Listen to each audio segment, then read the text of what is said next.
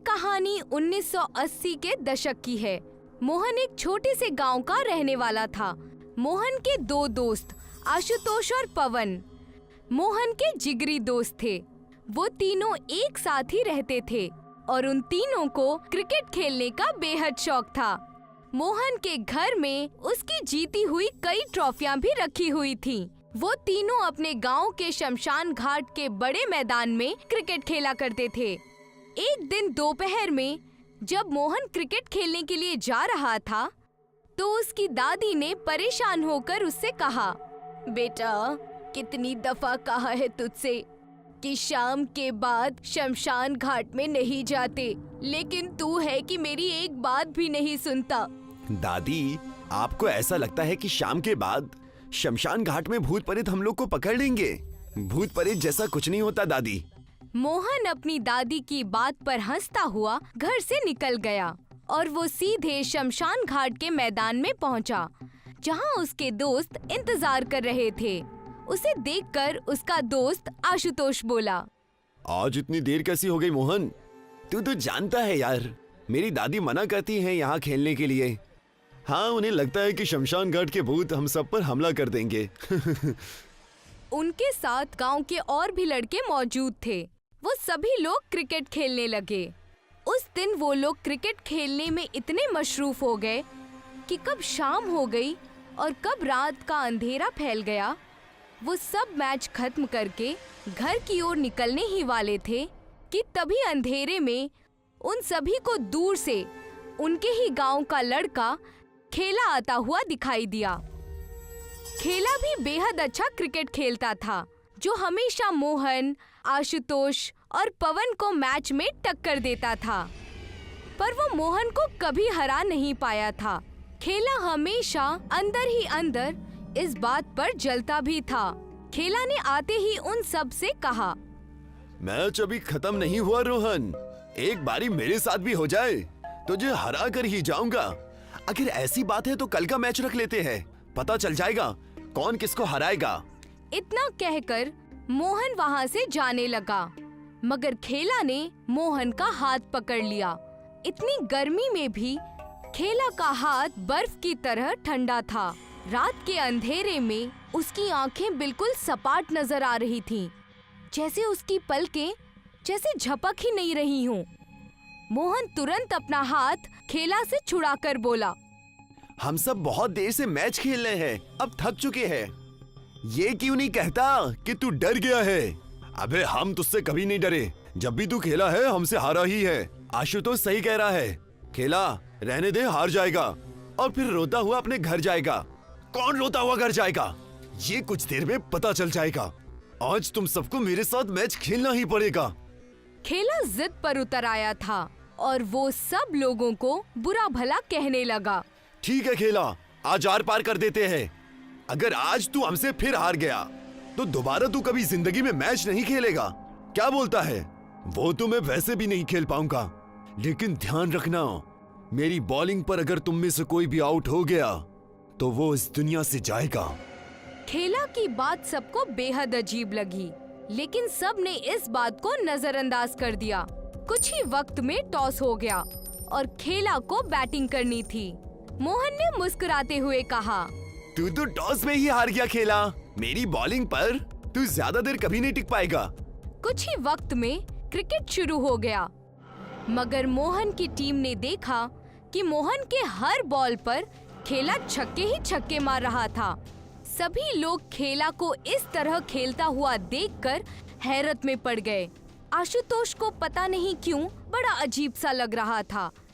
रात के अंधेरे में शमशान घाट पर खेला का चेहरा बेहद डरावना होता जा रहा था। मोहन, मुझे कुछ गड़बड़ लग रही है। खेला अच्छा खेलता है, इसमें कोई शक नहीं, लेकिन खेला के अंदर ऐसी फुर्ती मैंने कभी नहीं देखी। लगता है आज ये कुछ ज्यादा जोश में है। आशुतोष, तू जरूरत से ज्यादा सोच रहा है। 2 ओवर के मैच में खेला ने हर बॉल पर छक्का ही मारा था। खेला को हरा पाना अब मोहन की टीम को नामुमकिन लग रहा था। अब बैटिंग करने की बारी मोहन की थी। तभी मोहन के हाथ से बैट आशुतोष ने ले लिया और बोला, पहले बैटिंग मैं करूंगा। क्या तुझे मुझ पर भरोसा नहीं? भरोसा है, लेकिन तू हमारी टीम का सबसे अच्छा खिलाड़ी है। अच्छा खिलाड़ी सबसे लास्ट में ही उतारा जाता है। मोहन ने आशुतोष की बात मान ली थी, मगर देखते ही देखते खेला ने आशुतोष को एक ही बॉल में आउट कर दिया। आशुतोष नीची नजरें करके चला गया। अब बैटिंग की बारी पवन की थी। खेला ने एक ही बॉल में पवन को भी आउट कर दिया। अब सारी टीम की जिम्मेदारी मोहन के ऊपर थी, मगर देखते ही देखते खेला ने एक ही बॉल में मोहन को भी आउट कर दिया। सभी लोग हैरत से इस मंजर को देख रहे थे। मोहन निगाह नीची करके आशुतोष के पास आकर खड़ा हो गया और बोला, चल ठीक है भाई, आज तू हमसे जीत गया। शर्त ये नहीं थी कि तुम तीनों हार कर चले जाओगे। शर्त ये थी कि अगर तुम हार गए तो जिंदा नहीं रह पाओगे। अबे हमने तो मजाक में बोल दिया था, तूने सच में समझ लिया क्या? आशुतोष ने इतना बोला ही था कि अचानक एक ही झटके में खेला ने आशुतोष की गर्दन उखाड़कर जमीन पर फेंक दी। आशुतोष के जिस्म से खून का फुवारा टूट पड़ा और उसकी चीख पूरे शमशान घाट में गूंज पड़ी। ये मंजर देखकर सभी लड़कों के हाथ फूल गए। उन सभी ने देखा कि खेला का चेहरा बेहद भयानक हो चुका था। उसका चेहरा देखकर ऐसा लगता था कि जैसे वो शमशान घाट की चिता से अभी अभी उठकर आया हो। देखते ही देखते खेला ने पवन का भी वही हाल किया। मोहन और वहाँ मौजूद लड़के वहाँ से बुरी तरह से भागने लगे, पर खेला उनका भी पीछा करने लगा। भागते भागते अचानक मोहन को उसके ही गांव के कुछ लोग आते हुए नजर आए, जो कि किसी की चिता लेकर जा रहे थे। मोहन और वो लड़के भागते हुए वहाँ पहुँचे और उन लोगों में से एक आदमी, जिसका नाम सुरेश था, उसे सारा मसला बताया। उन लड़कों की बात सुनकर उन सभी ने चिता नीचे रख दी। तुम लोग पागल हो गए हो क्या? क्या बकवास कर रहे हो तुम लोग? मैंने अपनी आंखों से देखा सुरेश भाई। खेला ने मेरे दोनों दोस्तों को बड़ी बेरहमी से मार डाला। उसका चेहरा बड़ा ही भयानक था। तुम्हें लगता है पूरी बात नहीं मालूम मोहन? खेला तुम्हारे दोस्तों को कैसे मार सकता है? आपको मेरी बात पे यकीन नहीं है तो इन लड़कों से पूछ लो। इन सबने उसे अपनी आंखों से देखा था। अगर ऐसी बात है तो सुनो, कुछ घंटे पहले खेला तुम्हारे पास क्रिकेट खेलने के लिए ही आ रहा था, मगर आते समय एक मकान की दुकान उसके ऊपर गिर गई। खेला का उसी वक्त ही इंतकाल हो गया। ये जो मिट्टी देख रहे हो, ये खेला की ही मिट्टी है। इतना कहकर सुरेश ने चिता पर लेटे हुए शव से कपड़ा हटा दिया। ये देखते ही मोहन और लड़कों की दहशत से आंखें फटी की फटी रह गईं। उन सब ने देखा कि वो खेला ही था। मोहन कांपता हुआ और बदहवासी की हालत से भागता हुआ अपने घर चला आया और उसने सारा मसला अपनी दादी को बताया। उसी रात आशुतोष और पवन की लाश बरामद कर ली गई और उनकी भी चिता खेला के साथ ही जला दी गई। मोहन इस घटना के कई दिनों तक बीमार रहा। आज मोहन बूढ़ा हो चुका है, मगर जब भी वो इस घटना को याद करता है तो वो डर से कांप जाता है। वो खेला की ही भटकती हुई रूह थी।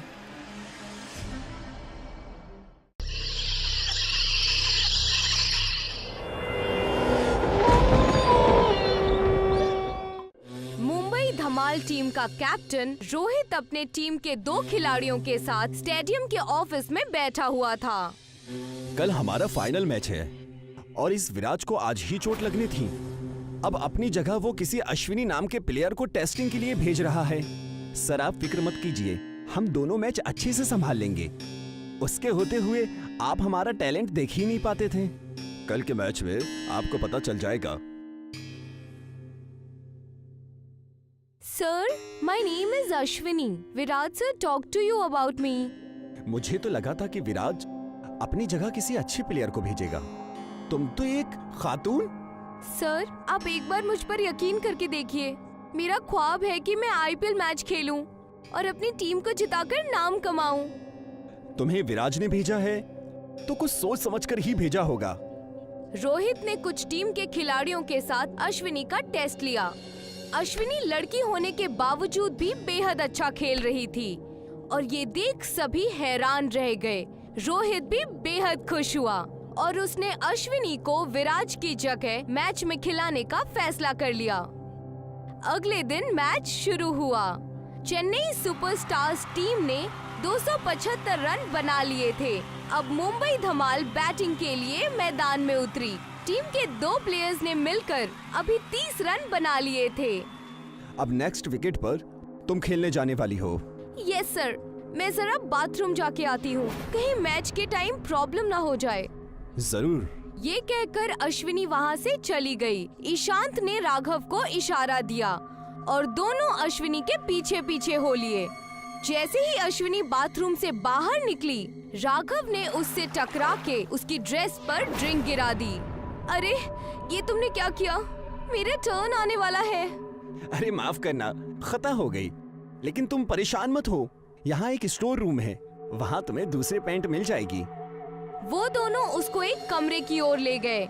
जैसे ही वो कमरे में गई, दोनों उसके पीछे पीछे अंदर घुस गए।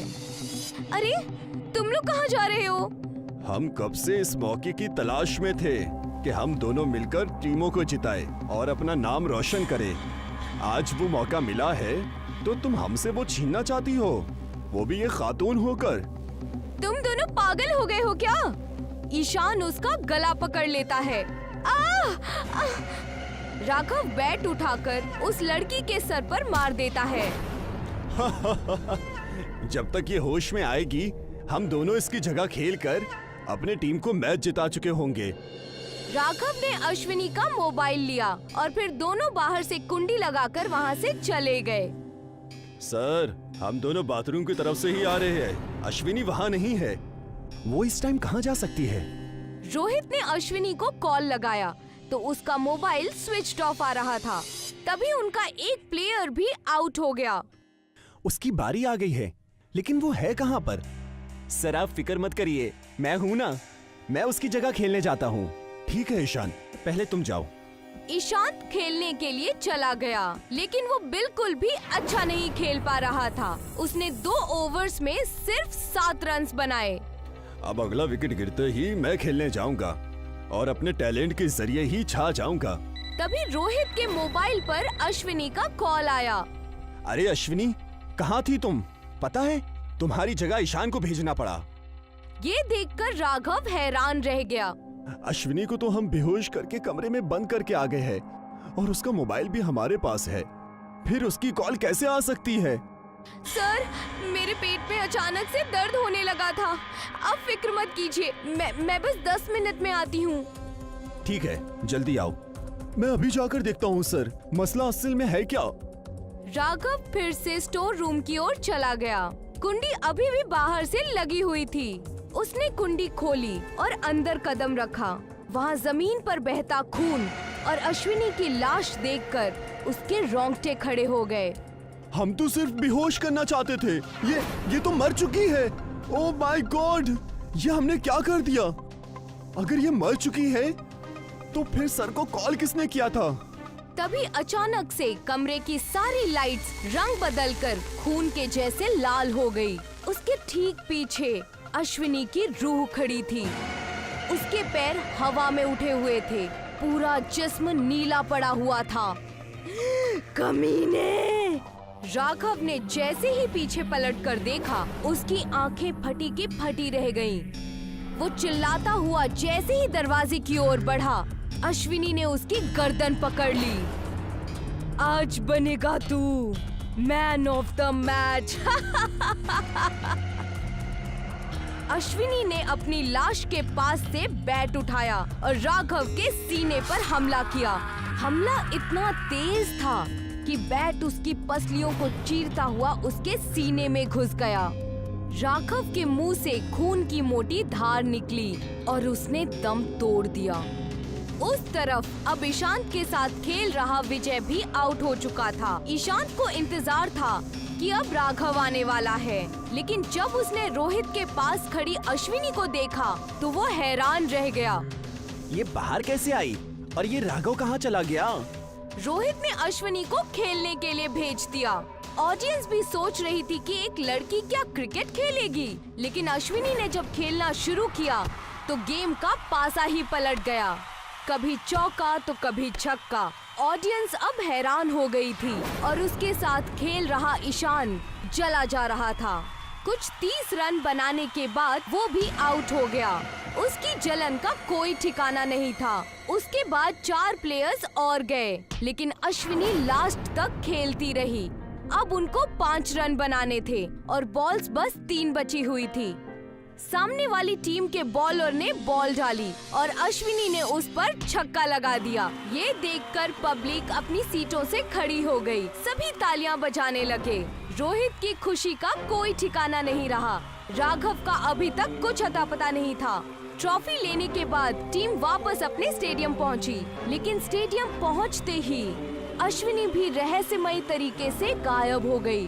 उसका मोबाइल भी बंद आने लगा। रोहित ने अश्विनी और राघव की मिसिंग रिपोर्ट पुलिस स्टेशन में लिखवा दी।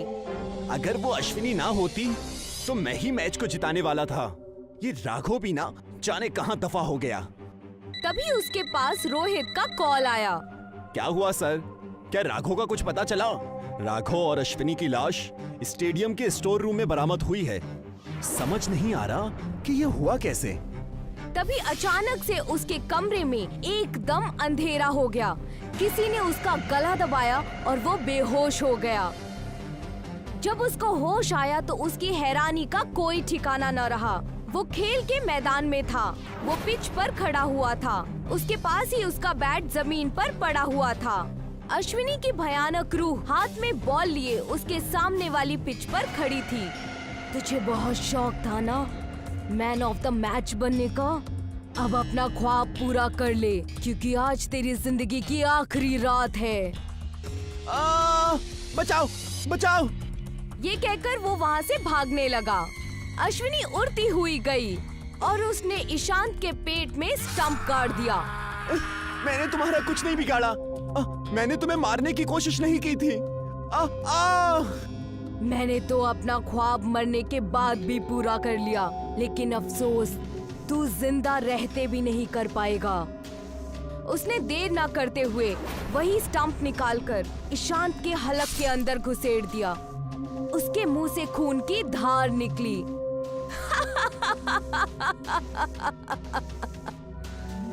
तीनों खिलाड़ियों की मौत की वजह आज तक कोई जान नहीं पाया, लेकिन अश्विनी ने एक लड़की होकर जिस तरह से अपने पहले मैच में ही अपनी टीम को जिताया था, उसके इस कारनामे से उसका नाम हमेशा हमेशा के लिए क्रिकेट की दुनिया में अमर रहेगा।